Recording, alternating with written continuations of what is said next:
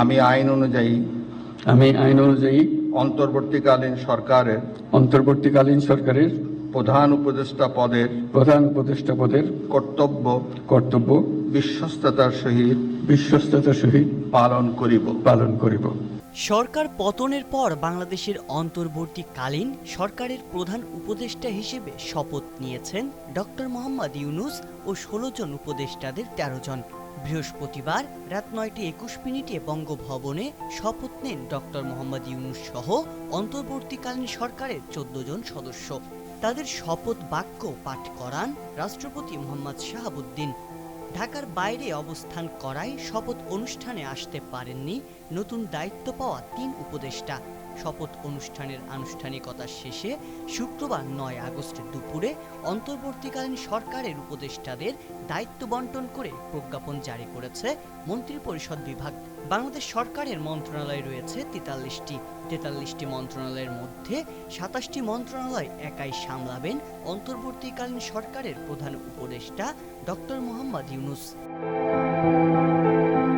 প্রজ্ঞাপনে পাওয়া তথ্য মতে প্রধান উপদেষ্টা ডক্টর মোহাম্মদ ইউনূস মন্ত্রিপরিষদ বিভাগ সহ ২৭টি মন্ত্রণালয়ের দায়িত্ব পালন করবেন।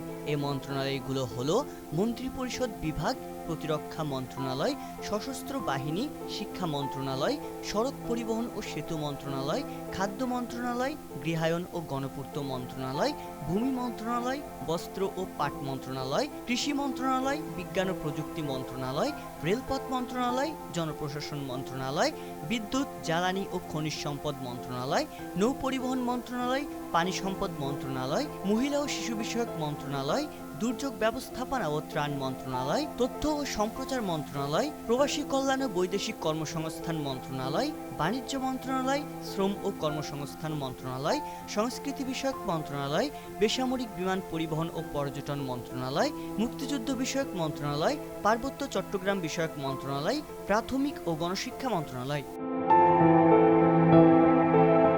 উপদেষ্টাদের মধ্যে সালেহ উদ্দিন আহমেদকে দেয়া হয়েছে অর্থ এবং পরিকল্পনা ২ মন্ত্রণালয়ের দায়িত্ব। ডক্টর আসিফ নজরুল দায়িত্ব পেয়েছেন আইন, বিচার ও সংসদ বিষয়ক মন্ত্রণালয়। আদিলুর রহমান খানকে দেওয়া হয়েছে শিল্প মন্ত্রণালয়ের দায়িত্ব। স্থানীয় সরকার, পল্লী উন্নয়ন ও সমবায় মন্ত্রণালয়ের দায়িত্ব পেয়েছেন হাসান আরিফ। মোহাম্মদ তৌহিদ হোসেন পেয়েছেন পররাষ্ট্র মন্ত্রণালয়, সৈয়দা রিজওয়ানা হাসান পরিবেশ, বন ও জলবায়ু পরিবর্তন মন্ত্রণালয়, শারমিন এস মুর্শিদ সমাজ কল্যাণ মন্ত্রণালয়, ব্রিগেডিয়ার জেনারেল অবসরপ্রাপ্ত ডক্টর এম সাখাওয়াত হোসেন স্বরাষ্ট্র মন্ত্রণালয়, ডক্টর আফম খালিদ হোসেন ধর্ম বিষয়ক মন্ত্রণালয়, ফরিদা আক্তার মৎস্য ও প্রাণী সম্পদ মন্ত্রণালয়, নূরজাহান বেগম স্বাস্থ্য ও পরিবার কল্যাণ মন্ত্রণালয়। এদিকে বৈষম্য বিরোধী ছাত্র আন্দোলনের সমন্বয়ক নাহিদ ইসলামকে দেওয়া হয়েছে ডাক, টেলিযোগাযোগ ও তথ্য প্রযুক্তি মন্ত্রণালয়ের দায়িত্ব। আরেক সমন্বয়ক আসিফ মাহমুদ সজীব ভুঁইয়াকে দেওয়া হয়েছে যুব ও ক্রীড়া মন্ত্রণালয়ের দায়িত্ব। সংবাদ, ফিচার ও অনুষ্ঠানের জন্য ভিজিট করুন সংবাদ প্রকাশের ওয়েবসাইট এবং যুক্ত থাকুন ফেসবুক পেজ ও ইউটিউব চ্যানেলের সঙ্গে।